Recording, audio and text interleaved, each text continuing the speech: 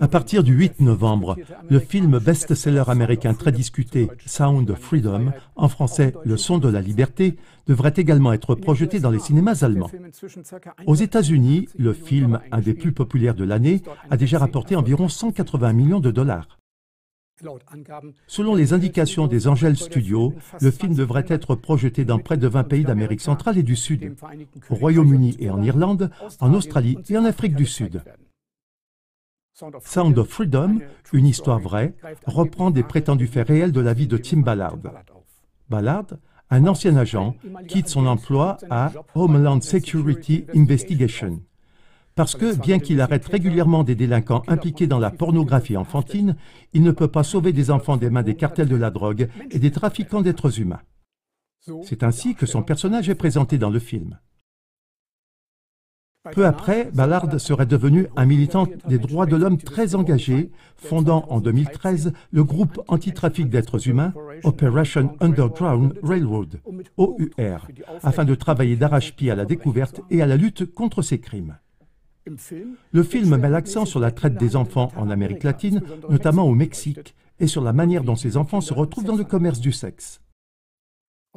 À la demande expresse de Tim Ballard, Jim Caviezel, principalement connu pour son rôle de Jésus-Christ dans le film de Mel Gibson, La Passion du Christ, incarne le personnage de Ballard.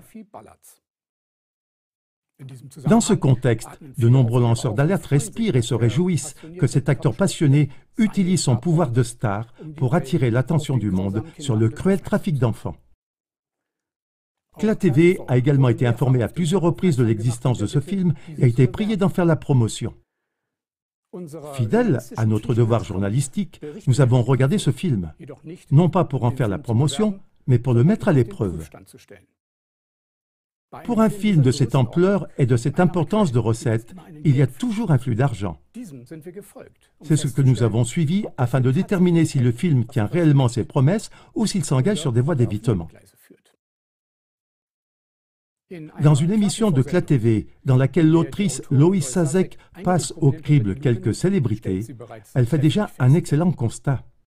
Le film a toutefois été cofinancé par l'un des hommes les plus riches du monde, Carlos Slim Helú, qui est également accusé de trafic d'êtres humains. Il est par ailleurs donateur de la fondation Clinton.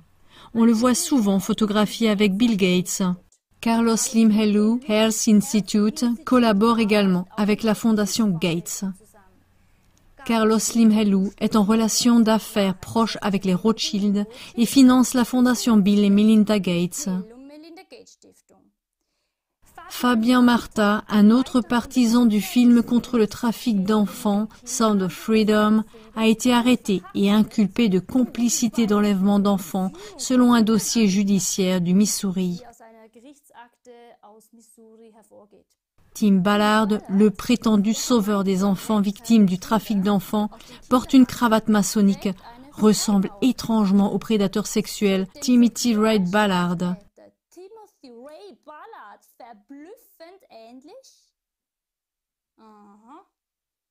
Tim Ballard travaille avec Henry Kissinger et semble être membre de la société secrète des Templiers, tout comme Jim Caviezel. L'acteur Jim Caviezel fait ouvertement les signes de la secte, sur laquelle nous reviendrons dans un instant, et rencontre le pape.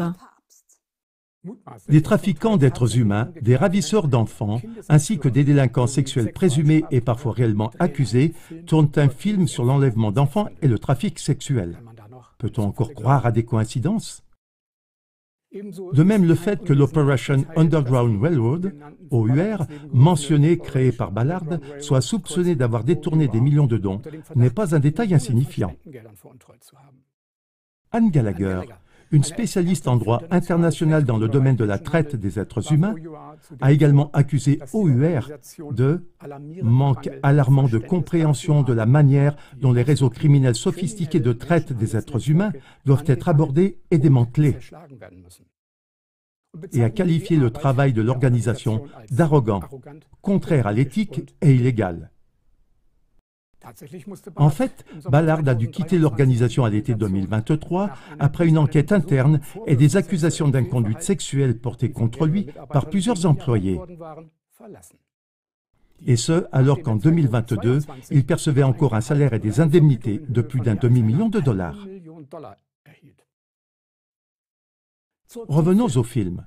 David Sorensen, journaliste connu et fondateur du site stopwordcontrol.com, critique les possibilités de révélation du film sur le trafic international d'enfants comme suit. Sound of Freedom montre comment le trafic d'enfants se passe au plus profond des bas-fonds d'Amérique du Sud, par exemple par le cartel mexicain.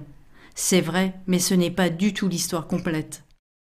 Si le monde pense que cela n'est le fait que de criminels dans les bas-fonds, il ne comprendra jamais que cela se passe en réalité dans les hauts et sublimes gratte-ciel de New York, dans les bâtiments officiels du gouvernement de Washington DC, dans les chefs-d'œuvre architecturaux historiques de Londres, dans les beaux châteaux d'Europe, dans les brillants centres de conférences de Davos et ainsi de suite.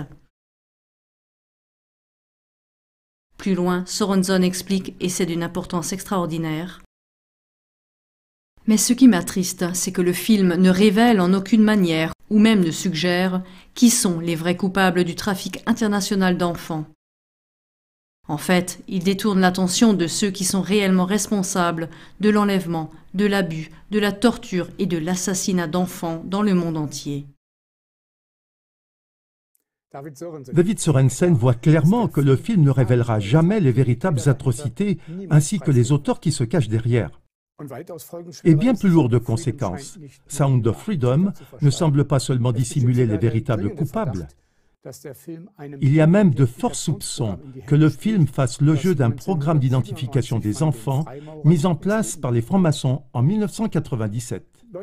Lois Sazek a expliqué dans l'émission CLA-TV déjà citée, en se référant au rapport Ruiz, qu'il est prévu de collecter toutes les données des enfants dans le monde entier.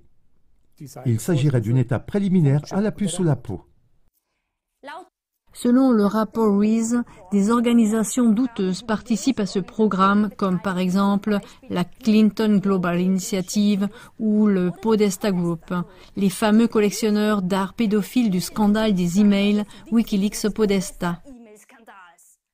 Le rapport Ruiz révèle également que le studio Angel, qui ont produit le film Sound of Freedom, sont liés, en tant qu'organisation d'aide, au même groupe soupçonné d'être impliqué dans le côté criminel du trafic d'enfants, comme les Clinton et les Podesta. Après la fondation de cette base de données sur les enfants, le trafic d'êtres humains a augmenté. En l'espace de 9 ans, le chiffre d'affaires de l'industrie de la traite des êtres humains est passé d'environ 30 milliards de dollars à 150 milliards de dollars par an. La lanceuse d'alerte du gouvernement, Tara Lee Rodas, a témoigné que le gouvernement américain était impliqué dans le trafic d'enfants sous le prétexte de programmes de protection de l'enfance. Est-ce que ce sont vraiment nos messies ? Jim Caviezel a joué le Messie qu'ils ont malmené. Jésus accroché à la croix avec un seul œil et la position de la main de Baphomet. Seulement des coïncidences? Tant que Caviezel collabore avec les producteurs et les financiers du film cité précédemment, les doutes sur sa sincérité ne peuvent pas être levés. Même s'il donne en même temps des interviews à des chaînes de télévision de dévoilement comme Rebel.tv sur, par exemple, l'adrénochrome. Ce qui est frappant, c'est que les producteurs de films, les célébrités et les acteurs qui ont effectivement eu le courage de dévoiler les secrets cruels d'auteurs d'atrocités l'ont payé de leur vie. Lois Sazek raconte également dans son émission comment de grands producteurs de films sont morts subitement de manière étrange après avoir révélé les noms et les secrets de cercles élitistes qui commettent des actes odieux contre des enfants. Conclusion, il est bon et important que Sound of Freedom aborde le thème important de la traite et de l'abus des enfants. Mais il est tout de même recommandé de jeter un regard plus attentif sur cette œuvre cinématographique et d'examiner attentivement le contexte décrit ainsi que les informations présentées sur les réalisateurs du film.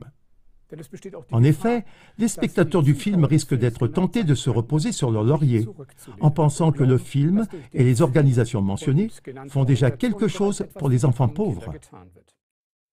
Le dernier documentaire de CLA-TV, Secte du sang 2, 111 victimes, 50 témoins, 50 coupables, réalisé par Loïs Sazek, montre que c'est loin d'être le cas.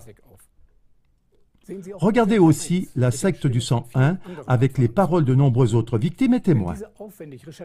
En effet, ces documentaires qui ont fait l'objet de recherches approfondies et comportent des centaines de sources révèlent les véritables dessous du trafic d'enfants. Les victimes et les témoins eux-mêmes mettent en évidence les réseaux et les structures largement interconnectées des criminels. Ainsi, si ce film de cinéma montre des choses et des dysfonctionnements réels, sans aller au fond des choses sur qui sont les responsables et les auteurs de ces crimes pédocriminels, cela revient à une guerre de l'information où l'on fait semblant de dévoiler les choses, mais où le spectateur est en même temps détourné de ce qui se passe littéralement sous son nez. Ne vous laissez pas tromper, suivez la piste de l'argent et écoutez ce que dit votre cœur. Ou, pour conclure avec les mots de David Sorensen,